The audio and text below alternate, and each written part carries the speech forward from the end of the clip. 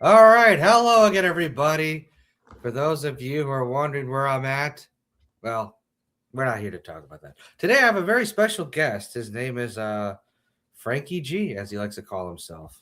Or Frank Gonzalez. Right. And tonight, let's talk about contractors and major fear, particularly major fears homeowners have when deal with when hiring a contractor.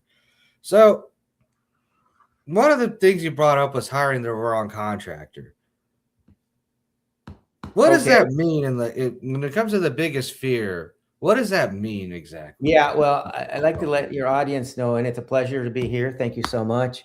I'd like to let your audience know I'm actually an architect and also a general contractor here in the Midwest, in the Chicago area, but we do work throughout the Midwest. And sometimes I'll fly out if I need an evaluation. For construction, is generally the Midwest. I have about 30 years of experience. I'm a licensed architect, licensed general contractor, roofing contractor, mason, public adjuster, and home inspector. Uh, and I also teach construction classes for licensing courses, such as if you want to become a licensed roofer or licensed mason for the city of Chicago, which requires, if you're going to do masonry work of any type, they require you to have a license. So I prep the students, get them ready for the exam, because even though if you have 20 years in the industry, the exam itself may be very difficult because it's somewhat confusing. And I try to basically teach them a few things, one of which how to study, how to absorb the material. Memorization doesn't always work very well for many people. So I teach them how to study before the exam, because I'm teaching exam 7 or 8 days before the exam. So they have time to absorb the material, and that's something I do that's unique. I'm the only one in this industry teaching that has this type of credentials. Most people are just straight teachers reading from a scripted study book, and to me, that's not teaching. So, but all they do is say, "Well, I'm just teaching you to pass the exam." But what if I have a question outside the exam? Oh, sorry, this is only for the exam, not me. That's really, I find that very irresponsible. Having said that, going back to your question about the fears of hiring a contractor, or the fears about clients and hiring contractor, what I've experienced is that typically there's a number of things that occur. Is that, are they hiring the right person to perform the work? Meaning, do they have the right experience? Because here in the Midwest, there is a little bit of an issue with general contractors, because it doesn't take much to become a general contractor. All it takes is basically um, pro- provide proof that you're bonded, you're insured, and you have a company, and pay the obviously required fee to for the licenses. It could be anywhere between 300, 500, and a little more than that. But the problem is, if they don't have any experience in construction, they could have been flipping burgers yesterday, and today now they're a GC, and the client wouldn't know that. Now, that's one that, that's a actually that's a very realistic. It's not an extreme example. It's a very realistic. I've seen this happen before. The other issues that clients occur is that once I give them a deposit, now we're talking about homeowners mostly, not so much commercial property or municipality. They function a little bit with their payrolls differently. Um, so with a client, you pay them a deposit, and you hope that they don't just basically take the deposit and just run off with it. That's one example, one possible example, because that's happened before. The other, are they qualified to do the work? Because sometimes they'll find the individuals, but they have very little experience. So, and that's a problem. So you, again, that's maybe the problems. They'll perform the work, they probably won't perform with the idea, with the best practices of construction in mind. They're just trying to get the job through and finish it quickly so they can get paid fully, and then move on to the next one, and the next one, next one. That's basically they're numbers people. So they're not really quality. They're not interested in the quality or the performance of material or how the installation will work. They're just interested in getting paid and going quickly out of there, because they're looking for volume, meaning volume in business. That's a problem. The other thing is, are they when they submit a schedule, and if they submit a schedule, because I always suggest kind of make sure they submit a schedule and hold them to the schedule. Um, and If they do, will they be showing up, the 5 days of the week that they say they will? Because sometimes, yes, I know there can be delays, and yes, I know there can be delays such as if you're doing restoration in the exterior walls. Yes, rain, you can't work on, obviously, if it's raining or it's too cold. And so, or deliveries, that's the other big one. So, delays in delivery, that does happen. But for the most part, those are reasonable reason why you can't show up that day to work. But to just on a beautiful sunny day and not show up 2 or 3 days straight, the job gets delayed, the client gets upset. So that's a big problem with clients deal with. And there are other issues that can happen where the client's not sure what the contractor's doing, because it's very hard to get a hold of them, because once they send their foreman out there and their crew, and you're trying to get the owner on the phone, and sometimes the owner doesn't really know what's going on, because it's the foreman that knows what's going on. And the foreman is saying, well, I'm just following what my supervisor is telling me. And basically, that's a problem. So that's something of concern that clients are very worried about. And there is a way to avoid some of it or reduce the amount of, I don't know, liability in that case, if you want to call it that. One of which is basically is when you do your Google reviews, do not start from the top down. Go from the bottom up, because the bottom up. Yeah. Yes. Yep. And do you know why? Why? Because most of the bad reviews are down at the bottom.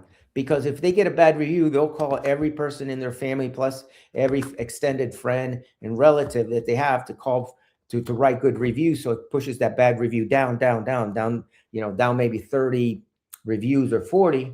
And it's basically problematic. So you always start with from the first review. Say if they have 100 review or 200 review, just go all the way down to the bottom. Just keep going. I think Google has, they show you 25 reviews at a time. I'm not sure what the number is, but it's 25 or 50. I don't recall.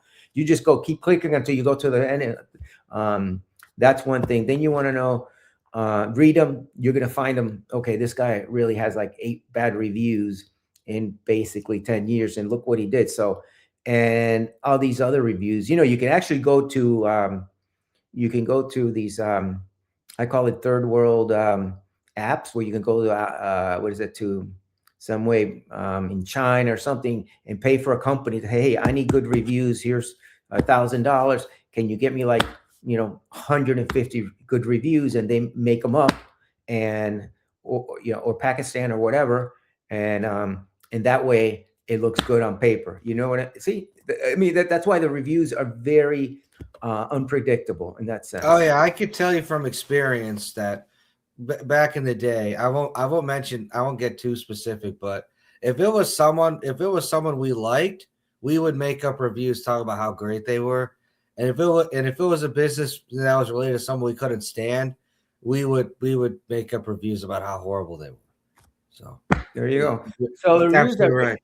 But I mean, again, that's one layer. The next layer, you want to see if obviously you want to look into the company as much as you can. How long they've been in business? Do they have a website? Because some contractors do it and many do not. So if he doesn't have a website, that's unless you know this person personally and you know him very well and you've seen his work around the neighborhood. That's fine. You've seen him, actively, and people like him. That's great.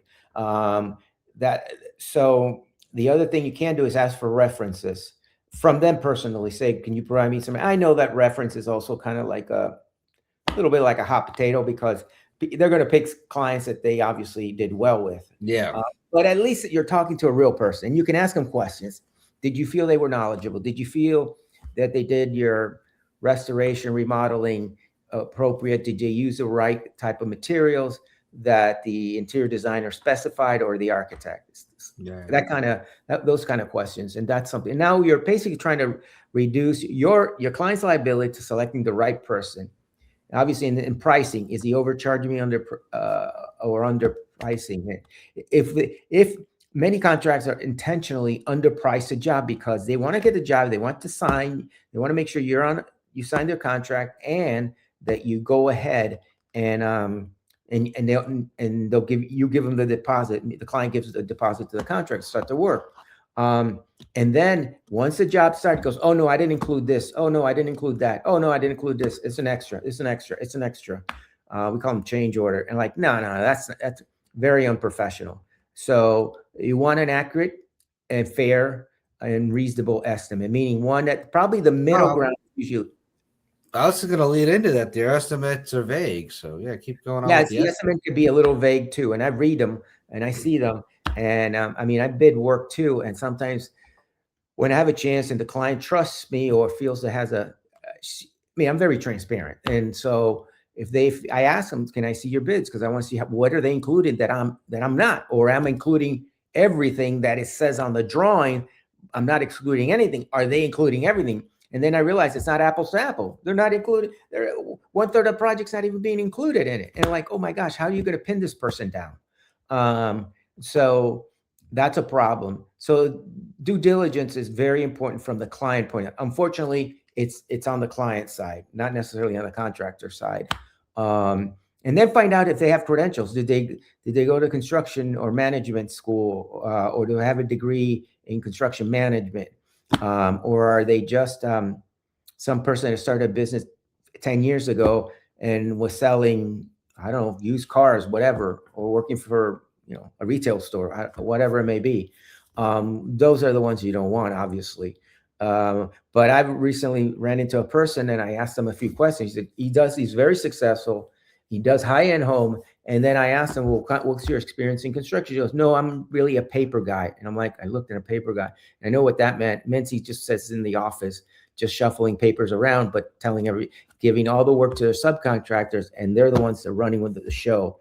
You don't want that either. Okay. That's not what you want. A proactive owner. I am very proactive. I always let my clients know, how often do you see an architect that basically is the project manager on your job site? And they're like, their mouth stays open and stare at me. And they're like, I don't know. I can't answer that. Yeah, you can. You haven't seen it. There's very few us that do that. Very few. You can probably count them, I don't know, maybe in one hand, maybe two hands at best, 10, 8. I don't know. Probably. Yeah, probably. So that's probably why they have their issues with cost overruns and issues with cost overruns and poor workmanship. Poor workmanship is another one, and getting good qualified. And sometimes they hire inexpensive laborers because they intentionally want to pay them less so they can make more. I mean, so their margins become higher. They go, they might exceed 30%, 50% in some cases. And at that point, you're like, the client wouldn't know that. And the client wouldn't know about their labor. But when you see them working, you realize that. So that's an issue. So, and the selection of the materials, are they going to Home Depot buying, whatever's on sale as far as when it comes to, let's say if you're doing exterior wall, tuck pointing mortar, or Menards. Oops, I shouldn't say, I got to edit that. You can't say retail. I should say hardware stores. Or are they going to the local? Right. Yeah.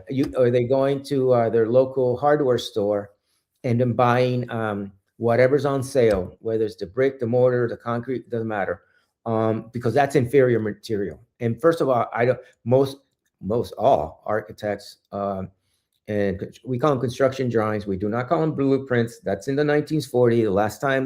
The last blueprints were printed in 1940. So just know that. Really? Oh yeah. 1940 was the last time they had blueprints. Yeah, somewhere around 1943, 44. Yeah, you can look it up on the web. Right. It's like saying I'm still using a dial phone to call mom. So so anyway, and I remember in the old country, we still had a dial phone that worked for a long time. Oh, they work really well. I mean, there's nothing. Yeah. I was watching just recently a movie. It was when was it? It was filmed in the 70s. One of the Jaws movies, and I could see people using dial phones and picking up the phone, and hey, with a all tied to the. Yeah, those lasted forever. Like at least. Oh, they do. And by the way, if there's a storm, your lights can go out, but the phone system still works. You can still call the 911. Yeah. Yeah. Unlike cell towers, that if they go down, Sorry, bud. You can't Not call only if any. they go down, if the weather is bad, the cell towers go to crap sometimes. Yeah, yeah. What are you gonna do? Send smoke signals to for 911 smoke signals or Yeah, something? no I don't kidding. know. Yeah. So anyway, yeah, they did work, and um, so yeah. So what are we going? What's the next question? I mean, we could talk about the contractor disappearing and the damage to their home because, Well, there's a lot of times that they even so you got to also you got to be careful with these people when there's here in the Midwest we have hail damage and wind damage for roofs. Here's something that the clients should be aware. If someone knocks on your door and selling a service that said that they're going to provide you with a free service of public adjusting so they can and if and what they'll say so we'll do the public adjusting for free as long as you give us the roof repair or replacement, um, and we can charge your insurance company. Now, a couple of things happens with that. Is that first of all, is are you going to is 100% of the roof being replaced? In some cases, the insurance can cover half or a third or a fourth of the roof. Well, that doesn't work like that for warranties with roofing materials. It's either the whole roof or no or nothing. Okay, you can't just say I'm going to give you half. Okay, these shingles are like 15 years old. Now you got brand new ones, and are they? And the colors, I bet you, they're not going to match, or they're going to get close to it, but they're still not going to match. And so now you're using incompatible materials and colors. Problem, and that's a problem. The other problem is that these contractors will tell the roofing contract, I'm only going to pay you for one day. You're going to remove all the shingles, all the way the shingles, the underlayment, and the ice and water, all the way down to the deck. The deck is what we call the plywood. In one day, when it should take like 4 days or 5 days to do this work properly. And what happens? They say, no, we're only going to pay you for one day. Can you do it? And the guy, a lot of them say yes. Remember, they're subcontractors, and in that case, I've seen very shoddy work done because there's no way a human being, even 6 of them on a roof, or 8 of them, or 10, can do a job that takes 4 days or 5 days to do it in one day. That's ridiculous. So the shingles are fun. I had to inspect one recently. I inspected a few already. They're like, oh my gosh, the shingles are not even properly fastened. They're, you can pick them up by hand. You put your finger under and lift them like that. That should not happen. You shouldn't be able to put your finger under shingles. And so what they'll just say, these contractors, just to say, no, it's not my problem. I did the roof. That's what you get. And that's it. And they'll make up 10 different excuses, and they'll blame you for it. Like, wait a minute, I hired you and you're the professional. I'm not the professional. What are you doing? I mean, that's when I get called in to do litigation. And that's nuts. Oh, So yeah. wait, so the contractor will blame the client? They always blame the client. They say, you told me to do this. You told me to put a new roof. You didn't say which roof. You didn't say how to install the roof. And wait a minute, what do you mean how to install? I wouldn't know. I mean, I know how to install a roof, but if I'm a client and I don't know, and I work at a bank, or I'm an accountant or a doctor or whatever, I don't know anything about roofs. What are you telling me? You nuts? So That's crazy. insane. Oh yeah. That's happened. That's real life. Mm-hmm. It's a shame that people just don't really take pride in their work anymore. No, they many don't. There's some good ones out there, but it's getting thinner and thinner. I mean, it's just becoming more of the Wild West. I also blame the climate for that too. Like everything is just meh. The what? I'm sorry. I blame the corporate climate for that too, where everything is just corporate climate. Yeah, true. everything is just become mediocre and whatever. Yeah, and I can't even say it's based on one president or another. It's just been years in the making. I don't think it's political. I think it's just more of the market. The materials are getting more expensive. Every month, construction material going expensive. Why? When I ask why, like, we don't know. I mean, I'm asking the supplier, but we don't know. I don't, it could be like transportation issues, delivery issues. I don't know. After COVID, everything went crazy. No. During COVID and after COVID. And so it was terrible.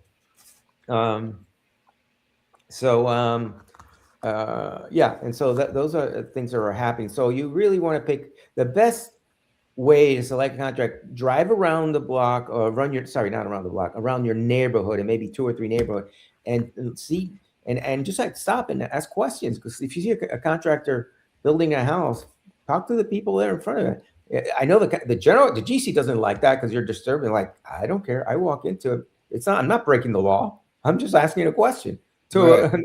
a human being. Like it's like walking on the sidewalk. I say hello to somebody. I say, hey, how are you? How you doing? Yeah, I live. exactly. That's nothing wrong.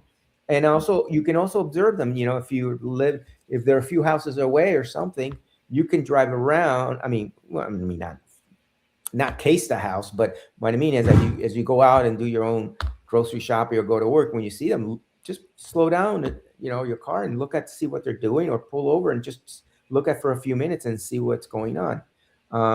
The other thing I see, which I see frequently, particularly in the winter, I've seen guys framing a house in literally when it's been snowing. Okay, the idea that's bad. And also That's snow has terrible. accumulating on the wood, and also it's been sitting there. So the house is supposed to, as much, you shouldn't be working. The house should be covered up and wait till the snow melts and then you come back. They don't do that. They basically keep working through the winter, even the snow, and the plywood on the flooring and on decking and the roof too. It's accumulated, and so what happens when moisture get onto wood? What happens there? Right. I mean, Right. I It don't it, understand. it Like absorbs it, and then that's what even I understand this, that like wood yeah, expands in the summer, and yet yeah, a and it lot of these affects the winter. But it quote gets unquote experts don't. It's just weird.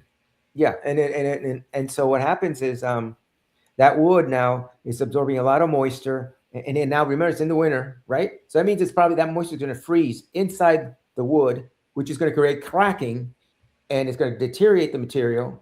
But then that'll lead into spring and summer, and somehow it'll dry out as somewhat, not always, because Yeah. it'll still have moisture in it, and so you could have mold on a brand new house and not even know it yet.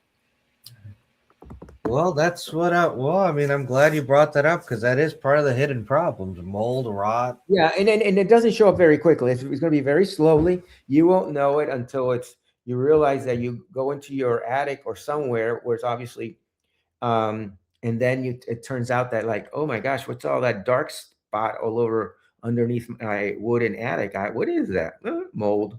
So, um, so those are many things that do occur. So, if you are building a new house, you want to make sure that he stops in the winter, no matter what.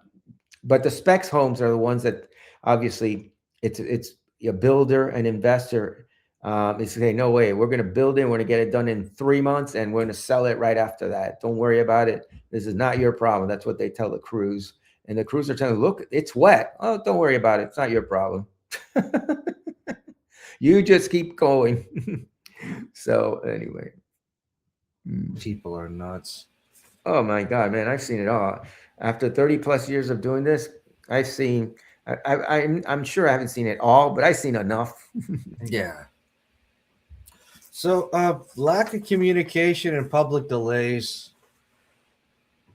I mean, I don't know if those are both one and the same or if they're both intertwined, but Oh no, it's all intertwined, intermixed. I mean, it's a variety. I mean, it's things happen, and so you really want to make sure that you have a competent individual that understands the construction process and is willing to, if they have to stop or cover the house, they'll do it. Um, but I barely ever see that ever. Ideally, you want to start construction in the spring and try to finish in the fall. Okay. And even in the spring, we get a lot of rain. Like tonight, we're going to get a lot of rain. So any house that's exposed, that wood is going to get wet. And you know what? It's already, you can see it on the forecast. We're yeah, going to get rain overnight and a lot of, and supposedly right now, the forecast says it's going to stop at 6 p.m. tomorrow. It's a oh, forecast. that's gonna be fun. It seems that's a lot of water. So, and since I troubleshoot a lot of buildings for water leakages, I most likely will start getting calls probably a day after that. See, look, that's what it says right here. We're rain from 6 p.m. to 6 a.m. Yeah. Oh, 6 a.m. Okay. 6 p.m. to 6 a.m. Yeah. Yeah, it's changing because earlier I saw they would stop at 6. Now it's probably now they probably modified it.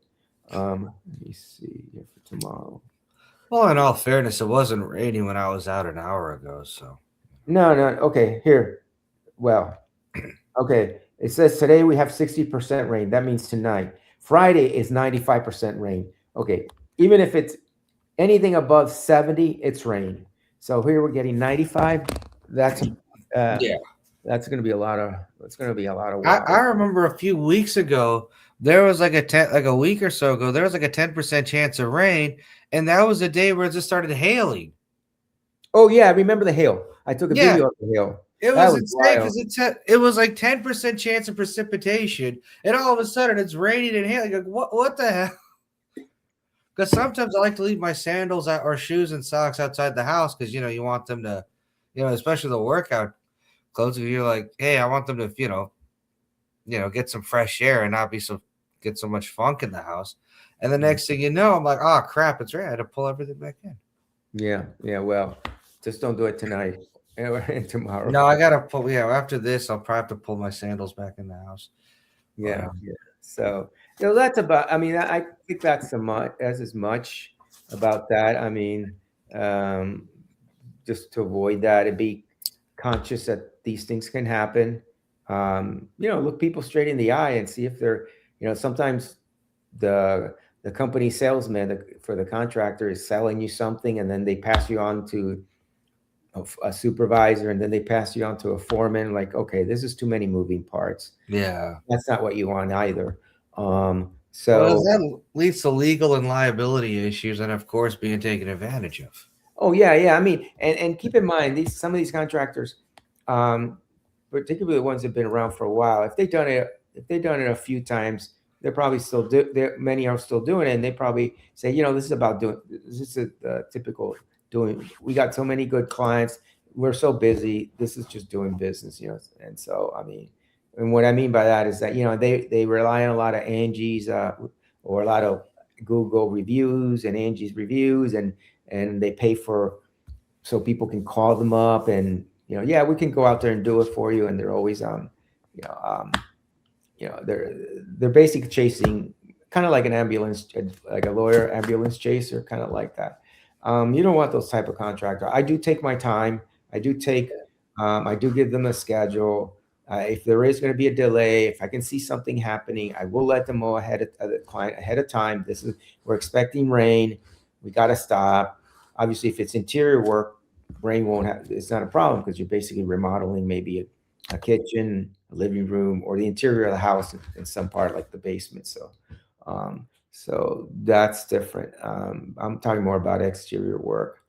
So that's good to know. That's good information to just basically take some notes and just be a little educated on those issues that come up. Absolutely, because a lot of people, some of them, they hate the fact they're taken advantage of in so many ways. I think everybody hates that. Nobody wants to be taken, and it's your money. Right. You gotta, we all have to. We have to all pay bills, and we also have to save money for retirement. So, right. If we have that. So, so anyway, what other question you have in mind? I think you ran through it of like half the questions in like the first 5 minutes. So. Yeah, it could be. That's for that topic. Yeah, you can do it through. You may. Like half the topics you ran through in 5 minutes, so I think that's pretty good. Okay, good. Any final like piece of advice for people? Well, I think I mentioned it earlier. The advice, just do a little due diligence. Now, this is what I would suggest. You need a contractor. Start talking to your neighbors. Start talking to your immediate family, because everybody uses contractors. Like saying, I have a car and you need a mechanic. Well, the first thing I do is start asking people that obviously I say, hey, do you have a favorite mechanic? Okay, fine, good. Recommend them to me. What do you like about? Boom. Then you go to another neighbor. What's your favorite mechanic? Now you got 3 options of three good mechanics, right? Or same thing with the contractor. Now you have three options.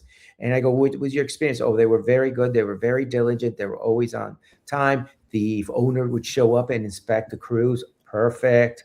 Um, that's nice to hear. So I would rely more on going around and asking people, good friends that you trust, good relatives that you trust that have used contractors, and ask them who did they use. I think that's probably that would cut down a lot of speculation about whether I'm doing it right or wrong or who am I hiring. Because if they had a good experience, there's a high likelihood that you're also going to have a good experience. And the and contractors love referrals. I mean, and so you want to be. I prefer word of mouth is stronger than it is trying to advertise on Facebook or Google review, which is a hornet's nest. Yeah. So that's the best way. That's the advice. Would say go around your neighborhood to the neighbors that obviously you have a relationship with, a friendship of some sort, and ask them who have they used for contracts. Same thing like when I did with landscaping. When I needed a landscaper, I asked around who do you use? What do you like about them? And they recommended two or three, and I picked the one that out of the three I talked to all three, and I picked one, and it's been great. I mean, it's all good. Um, Rather than relying on Google reviews and Angie's and all those reviews, those things don't. Remember, the contractors have to pay many times for the Angie's to advertise them. Okay, and the Google reviews Google reviews are the Google reviews. You mean you do have to have somebody that obviously write something, but to say telling me that I know it's a new generation thing. That whole thing. Oh, if he has a 5.0, he's great. Well, you're relying too much on reviews that um, are going to could bite you back really hard. So Absolutely. That's so true.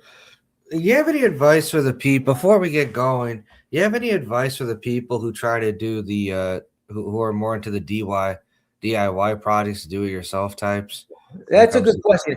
Um, the advice, if you're going to do something, educate a little bit. I mean, on how to install it. Go to your local. In that case, you can even go to your local hardware store and see see if the people on the floor know a little bit about it. They know about some products, but do they know how to the installation? If they're not sure, then obviously the other thing, you have to do your own homework, and you need to, in this case, you go to YouTube, because they do have some good, hundreds of good videos of how to do certain things by qualified individuals. So that's for do it yourself. That's probably a good start. Um, the problem is that if you're a homeowner, if you've never installed, floor tiles, and you're going to be doing it, oh boy, you could create a big mess, and it's going to cost you more, because it's not as easy as you think.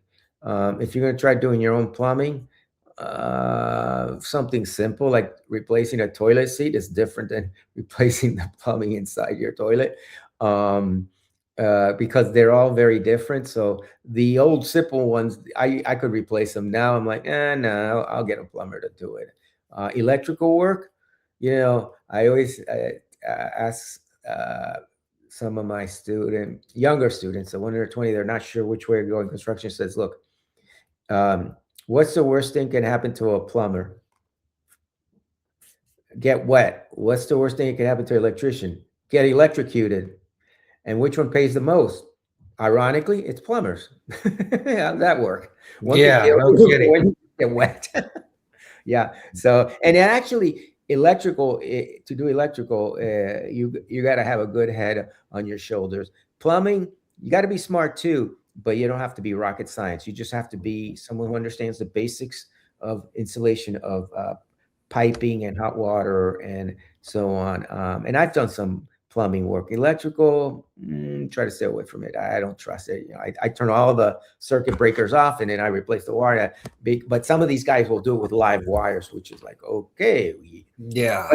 yeah, oh yeah, they'll do it with live. I'm like, okay, dude, I don't know. I don't want to even stand next to you, because if you get shocked, I get shocked. Yeah. You just hope like the gloves they're wearing are They have special boots and special Yeah. gloves, but that's not, that's not 100% foolproof if you get shocked, 240 voltage. Yeah, no. So no, you're better off. But that's the thing is, so yeah, I wouldn't recommend a homeowner to do um, electrical, although some do. Um, and maybe if you're doing like simple, I don't know, woodwork, I don't know, what could you do? Painting your house, that's easy. A lot of people paint. Everybody paints pretty much.